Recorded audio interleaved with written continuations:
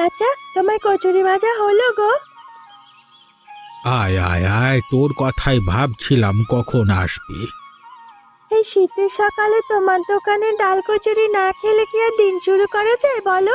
সেই জন্যই তো শুধু আমি নয়, গ্রামের এত লোক রোজ আসে তোমার দোকানে। তোরা ভালোবাসিস, সেই জন্যই তো আরো ভালো করে বানানোর চেষ্টা করি রোজ। আর তো অপেক্ষা করা সম্ভব হচ্ছে না হাবিব মিয়া। যা ঠান্ডা পড়েছে, কুয়াশা ঢেকে আছে চারিপাশে, তার মধ্যে তোমার ডাল কচুরির গন্ধে পেটের খিদে একদম মাথায় উঠে গেছে। সত্যি চাচা, এবার দাও তো, না হলে পেটের ভিতর ছুঁচোর ডন মারা বন্ধ হবে না। খিদে একেবারে চোচো করছে।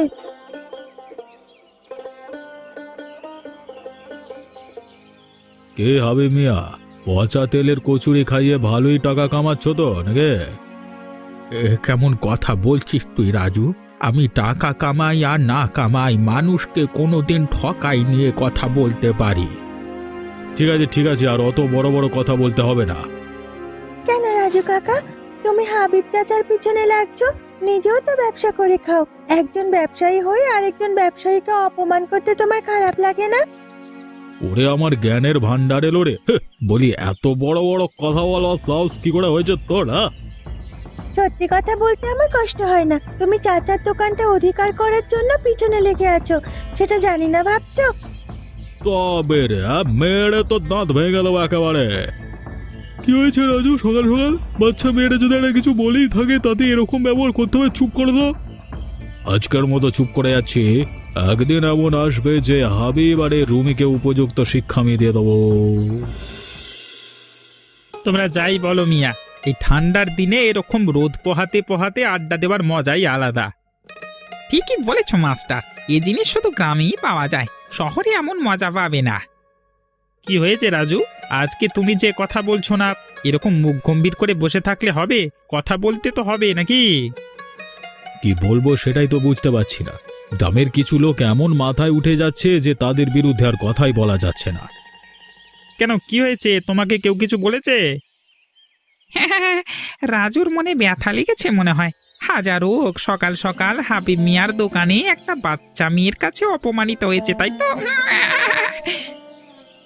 আরে হ্যাঁ, হেসে নাও। একদিন আমি প্রমাণ করে দেব যে আমি যা বলছি তা মিথ্যে নয়। তা কি সত্যি কি মিথ্যে সেটাই তো বুঝতে পারছি না, একটু বুঝিয়ে বলবে তোমরা? আজকে আমি সকালে গিয়ে যেটা সত্যি সেটাই বলেছিলাম। হাবিব মিয়াকে সবার সামনে বলেছিলাম যে একই তেলে রোজ রোজ কচুরি ভেজে খাওয়ালে তেলটা পচে যায়, আর সেই পচা তেলে খাবার খাইয়ে লোকজনের শরীর খারাপ করেছো তুমি। সে কথা বলতেই ওই বাচ্চা মেয়েটা একেবারে ফোঁস করে উঠল, আর সঙ্গে সঙ্গে হাবিব যেন আমার উপর ঝাঁপিয়ে পড়ল। তবে যাই বলো হে, এই শীতের দিনে কিন্তু অমন ডাল কচুরি তো দোকানে তল্লাটে পাবে না, আর ওই জিনিস খেয়েও মজা। তাই গ্রামের লোকেদের থেকে তুমি কি আর ওই আনন্দ কেড়ে নিতে পারবে? আমি তো কোনো আনন্দ কেড়ে নিতে চাই না, আমি শুধু স্বাস্থ্যের দিকটা জানাতে চাই। যদি নিয়ম না মেনে কাজ করে সে তাহলে কোনো অধিকার নেই লোকের ক্ষতি করবার তার। ব্যাপারটা তুমি খারাপ বলছো না, তবে ওর থেকে এখন লোকের টান বেশি। ঠিক আছে, যদি তাই হয় তাহলে প্রমাণ করে দাও যে ও ভেজাল পচা তেলে রান্না করে। যদি করতে পারো তাহলে না হয় একটা ব্যবস্থা করা যাবে। ঠিক আছে, আমি দুদিনের মধ্যে প্রমাণ করে দেব, তারপর আমিও দেখব, দেখাবো কি করে এই বুড়ো দোকান চালায়। কিরে ফিরোজ, সন্ধ্যাবেলায় এসেছি, একটু মুড়ি বাতাসা দিই? সেসব হবে কাকিমা, এখন তুমি বসো, তোমার সাথে গল্প করতে এসেছি, একটু গল্প করি। বল, কি বলবি? বড় চিন্তায় আছি বুঝলে তো। তুই আবার কবে থেকে চিন্তা করা শুরু করলি রে? চিন্তা তো আমাদের মতো সংসারী মানুষদের কাজ। তুই সংসার ধর্ম করিসনি, এখন ছোট বয়স তোর, তোর আবার কিসের চিন্তা? গ্রামে থেকে গ্রামের মানুষের জন্য কিছু করতে চাই, বিশেষ করে তোমাদের জন্য। কারণ এই গ্রামে আমাকে যদি সব থেকে কেউ ভালোবাসে সেটা হচ্ছে তোমরা। গরিবের সংসার তোমাদের, এদিকে কিছু কাজবাজ পাচ্ছি না যে নিজের পায়ে দাঁড়াবো। এত কেন চিন্তা করছিস? তোর কাকু মরে যাওয়ার পর ভেবেছিলাম না খেতে পেয়ে মারা যাব, চলে যাচ্ছি তো কোনো রকমে রুমিকে নিয়ে। না, তবু আমার একটা দায়িত্ব কর্তব্যবোধ থেকে যায়। তোমরা ছাড়া এই গ্রামে এত অসহায় মানুষ, নানান রকম ভাবে তারা দুঃখ কষ্টের মধ্যে আছে। তাদের জন্য যদি কিছু করতে না পারি তাহলে এই গ্রামের প্রতি তো কোনো দায়িত্ব পালন করাই হয় না। কি চাইছিস তুই? একটা কাজ। তাহলে কবির মাস্টারকে তো বললে পারিস। এই গ্রামে শিক্ষিত মানুষ বলতে ও তো একজনই আছে, আর তুইও পড়াশোনা শিখেছিস ভালোই। বলেছিলাম তো মাস্টারকে, এখনো তো কিছু জানালো না। দেখি কালকে একবার যাব। ঠিক আছে, এত চিন্তা করিস না। দাঁড়া, তোর জন্য আমি খাবার নিয়ে আসছি। একটু বস, আগে হেরিকেনগুলো জ্বালিয়ে দি। বড্ড অন্ধকার হয়ে যায় শীতের বেলায় তাড়াতাড়ি। বাবা দাঁড়াও, একটু কথা আছে তোমার সাথে। কি হয়েছে রে মা? দোকানে যাবার সময় আবার পিছু ডাকলি কেন? তোমার দোকানে যে ঝামেলা হচ্ছে, তুমি আমাকে না বললেও আমি সব খবর পাই। কি আর করব বল, কপালে যা আছে তাই হবে। আমি তো কোনো দোষ বা অপরাধ করিনি। লোকে যদি হিংসে করে, আমার দোকানে যেচে ঝামেলা করে, আমি কি বলবো বলতো? আমি জানি তুমি কোনোদিন কোনো অন্যায়ের সাথে আপোষ করনি, আর করবেও না। আমিও কোনোদিন করব না। তবে শুধু এতটুকুই বলি, যাই হয়ে যাক সাবধানে থাকবে। ওরা কিন্তু লোক ভালো নয়। তুই একদম চিন্তা করিস নে। তুমি চিন্তা করলে আমার তো একটু চিন্তা হবেই। আমি কি তোমাকে দেখে বুঝি না যে তুমি কত চিন্তায় আছো? মাঝে মাঝে শুধু ভাবি, এই দোকানটা যদি বন্ধ হয়ে যায় কোনো কারণে, তাহলে আমাদের সংসারটার কি হবে? কেন, তুমি কি আমাকে এতটাই অপারগ মনে করো? এতদূর পড়াশোনা শিখেছি কি আমি এমনি এমনি? তুই আছিস সেটাই তো আমার ভরসা রে মা। ঠিক আছে, তুই যা বলবি তাই হবে। আমি এমনিতেও কোনো দিন কারোর সাথে বেশি ঝামেলা করি না, আর করব না। আমি এখন যাই রে, সবাই অপেক্ষা করবে আমার দোকান খুলবার। এমনিতেও আজকে আবার রবিবার। চাচা, বড় অসহায় অবস্থার মধ্যে পড়েছি। এখন তুমি সাহায্য না করলে বড় বিপদের মধ্যে পড়ে যাব। কি হয়েছে রে ফিরোজ? তোর মতো বুদ্ধিমান ছেলে আবার কি বিপদে পড়লো? তোমাকে তো বলেছিলাম আমার একটা চাকরির দরকার, একটু যদি সাহায্য করো বড় ভালো হয়। আজকাল তো জানিস চাকরির অবস্থা। তাছাড়া এই গ্রামে কোনো কাজ বাজ তো নেই। একটাই স্কুল, সেটাতে আমি শিক্ষকতা করি। তবু তুমি যদি চাও কিছু একটা ব্যবস্থা হতে পারে। তুই তো আবার শহরে গিয়ে কাজ করবি না। আসলে আমি চাই গ্রামে থেকে গ্রামের মানুষদের জন্য কিছু করতে। তাহলে তুই একটা কাজ কর। কি চাচা? আর একটু অপেক্ষা কর, সঠিক সময়ে আমি তোকে ডেকে নেব। মানুষের জন্য কাজ করতে চাস, সেই সুযোগ আসবে। কিন্তু টাকা পয়সারও তো দরকার। এতদিন যখন কষ্ট করলি, তখন আর কয়েকটা দিন কষ্ট কর। আমি কথা দিচ্ছি সব ঠিক হয়ে যাবে। ঠিক আছে, তোমার কথায় ভরসা করছি। হ্যাঁ। ঠিক এই সুযোগটাই তো আমি খুঁজছিলাম। এবার দেখ তোকে আমি কেমন ভাবে ব্যবহার করব।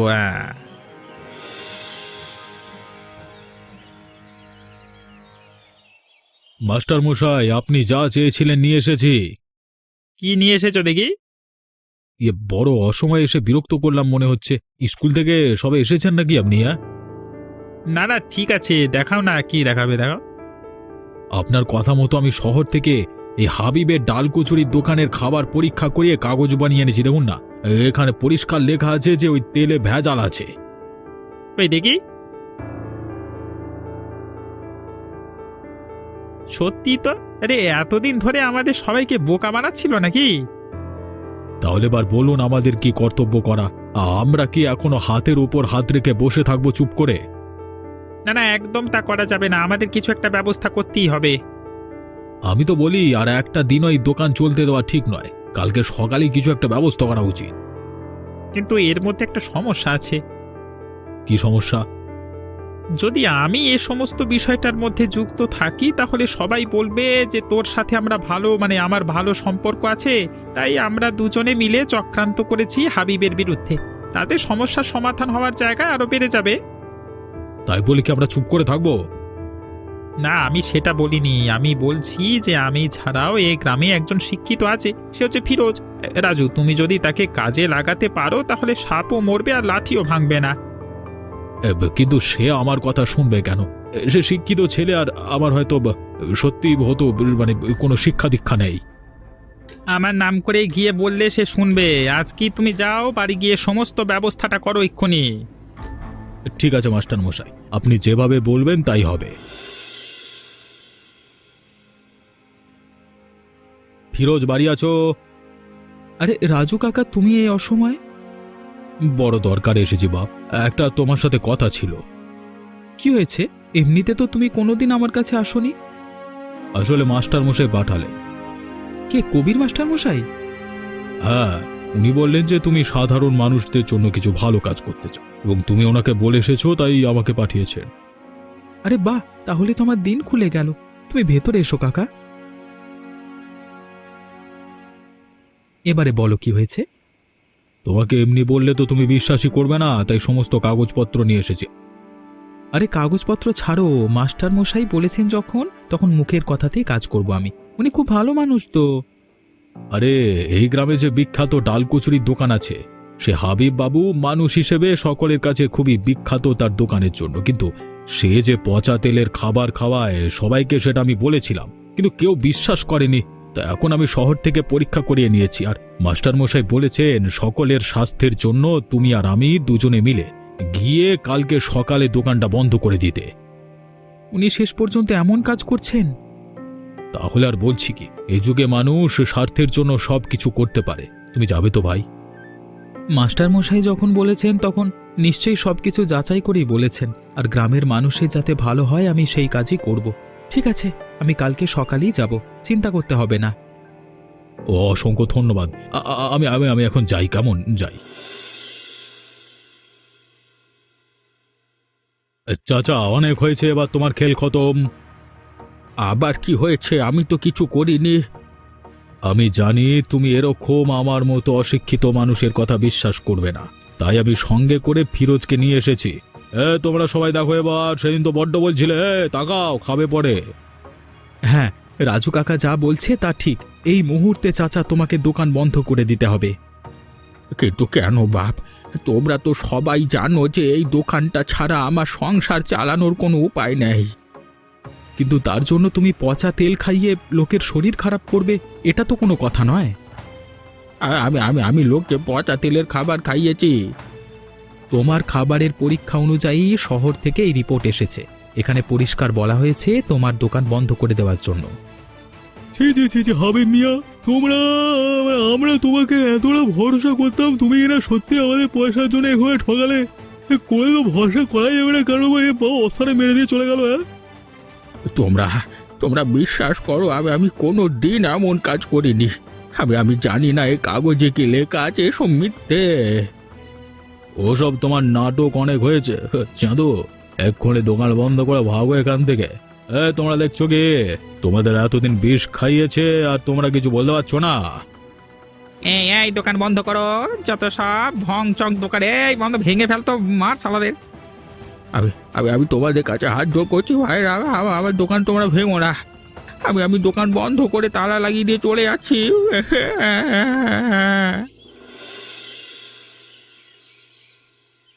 ফিরোজ, বাড়ি আছো? বের হও বলছি, তোমার সাথে আমার কথা আছে। কি হয়েছে? আব্বার পক্ষে কথা বলতে এসেছো নাকি? সেটাই কি স্বাভাবিক নয়?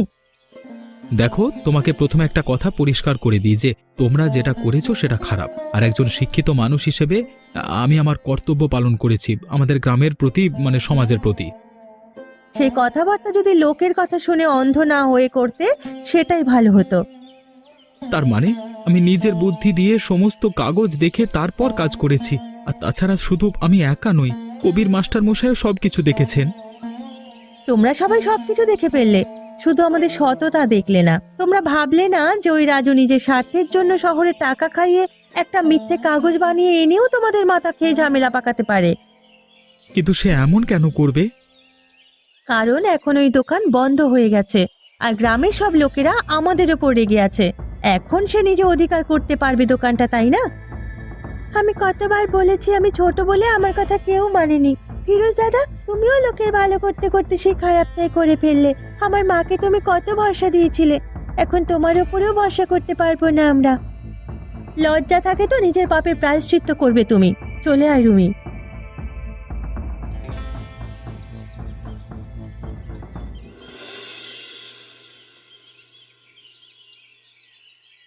রাজু কাকা, কি করছো তুমি? আরে ফিরোজ, যে দোকানটা ফাঁকা করানোর জন্য দারুণ দারুণ হেভি খেলেছিস। তার মানে এখন এখানে আমি আমার ব্যবসা করতে পারবো। ঠিক হয়েছে, চিড়িং মাছের দোকান বন্ধ হয়েছে। ও, না, মহা চিড়িং মাছ। আমার তো এখন মনে হচ্ছে চিটিংবাজিটা ওরা করেনি, তুমি করেছো। সে যা ভাবিস, কিন্তু এখন যা হবার হয়ে গেছে। গ্রামের মানুষ রেগে গেছে ওদের উপরে, আর ওদের ভরসা ফিরে আসবে না। এখন সবাই আমার উপরে বিশ্বাস করে। জীবনে যদি উন্নতি করতে চাস তাহলে আমার সঙ্গে থাক। টাকা কামাতে চাইছিলিস তো, টাকা আমি তোকে কামিয়ে দেব। ছি ছি ছি ছি ছি, তুমি শেষ পর্যন্ত এতটা নিচে নামতে পারলে? নিশ্চয়ই মাস্টার মশাইকেও তুমি নিজের দলে টেনেছো। কাউকে দলে টানতে হয় না রে আমার, যার বুদ্ধি থাকে তার দলে এমনিতেই সবাই এসে যায়। টাকা কামানোর জন্য যদি তোমার মতো নিচে নামতে পারতাম, তাহলে আমি এতদিন অনেক টাকা কামিয়ে ফেলতাম। তাই তোমার টাকার উপরে আমার বিন্দু মাত্র লোভ নেই। আজকে তুমি আমাকে দিয়ে যা খারাপ কাজ করেছো, আমি তার প্রায়শ্চিত্ত করব তোমাকে শাস্তি দিয়ে। আজকে এখানে দাঁড়িয়ে তোমাকে বলে গেলাম। এ যা যা, ওরকম কত লোককে দেখলাম। যখন বলেছিলাম তখন তো আমার পেছনে লেজ নাড়াচ্ছিলিস, আর এখন নাটক। যা ভাগ এখান থেকে। মাস্টার মশাই, আমি আপনাকে সৎ বলে খুব সম্মান করতাম, সেই জন্যই আপনার কাছে এসেছিলাম সৎ পথে কোনো একটা কাজ খুঁজবার জন্য। কিন্তু আপনি আমাকে এভাবে ফাঁসাবেন আমি জানতাম না। কি হয়েছে ফিরোজ? তুমি তো ভালো কাজ করেছো। হাবিব মানুষের ক্ষতি করছিল, তুমি তার সত্য প্রকাশ করেছো। যদি আপনি সেটা ভেবে থাকেন তাহলে ভুল। তার মানে? আমি খোঁজ নিয়ে জানতে পেরেছি যে যে কাগজ সে শহর থেকে তৈরি করিয়ে এনেছিল সব মিথ্যে। টাকার বিনিময়ে জালি কাগজ বানিয়ে আপনাকে এবং আমাকে ব্যবহার করে সে হাবিব বাবুর দোকান অধিকার করেছে। কি বলছো কি গো? সত্যি? বিশ্বাস করো, আমি এসবে বিন্দু মাত্র কিছু জানি না। আমি তো বিশ্বাস করে ভরসা করে তো তোমার কাছে পাঠিয়েছিলাম। এখন আমাদের ভরসার সুযোগ নিয়ে সে লোকের মাথা মুড়িয়ে খাচ্ছে, আর তার দায় আমাদেরই। আমাদেরকে কিছু একটা করতে হবে। তুমি যখন পুরো ব্যাপারটা জেনেই ফেলেছো, তখন আমি এখন স্কুলে যাচ্ছি। এসে কিছু একটা ব্যবস্থা করব, চিন্তা করো না। ওকে ওর মতো করে মেয়ে এত হতে দাও, আমরা তারপর বাকি ব্যবস্থা করছি। তুমি নিশ্চিন্তে থাকো ফিরোজ। হাবিব মিয়া, বাড়ি আছো মিয়া? কি হয়েছে মাস্টার মশাই? আমাদের সবকিছু ক্ষতি করে এখন বাড়িতে নাটক করতে না এলেই নয়। আর কেমন থাকবো বাবা, যা ক্ষতি করবার সে তো করিয়ে ফেলেছো তোমরা। আমি হাত জোর করে ক্ষমা চাইছি গো। এই শয়তান যে মিথ্যে কাগজ বানিয়ে এনে আমাদের সবাইকে ঠকাবে, আমি তো জানতাম না। এখন জেনেই বা কি করছেন আপনি? এই কবির মাস্টার কোনোদিনই অন্যায়ের সাথে আপোষ করেনি। ফিরোজ আমাকে সব কিছু জানিয়েছে। সে নিজে সব পরিস্থিতি যাচাই করে। তাহলে কালকে তোমাদের সমস্ত পরিচিত যারা এখনো পর্যন্ত তোমাদের দলে আছে, তাদের সবাইকে নিয়ে দোকানে আসবে। তাতে কি হবে? ওই দোকান যতক্ষণ না আমি আবার তোমাদের ফিরিয়ে দিতে পারছি, ততক্ষণ আমার শান্তি নেই।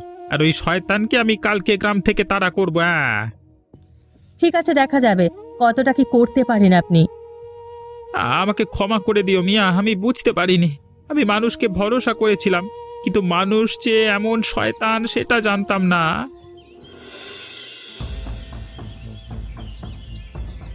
বেটা দোকান অধিকার করবি, এবার দেখ তোকে কি করি। কি যে এত লোক নিয়ে এসছিস কেন তুই? একদম গলা উঁচু করে কথা বলবি না। মিথ্যে জালি কাগজ বানিয়ে আমাদের ঠকিয়ে তুই হাবিব মিয়ার দোকান অধিকার করেছিস। হ্যাঁ, মেয়েরে তোর হাড় ভেঙে দেবো আজকে। আমার স্বামী মারা যাওয়ার পর আমাদের অনেক ক্ষতি করেছিল এই রাজু। তোমরা সবাই দেখেছো কি? মারো শালাকে। বাবা বাবা, ছাড়ো ছাড়ো, ছেড়ে দাও। কেউ ছাড়বে না তোমাদের আজকে।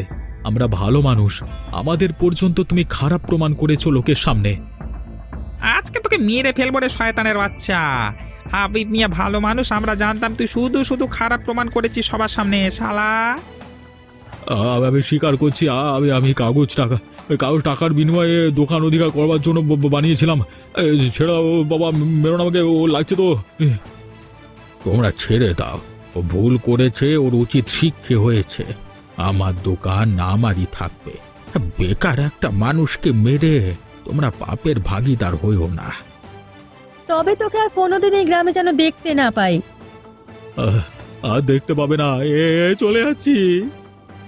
ধন্যবাদ ধন্যবাদ ফিরোজ, ধন্যবাদ মাস্টার মশাই।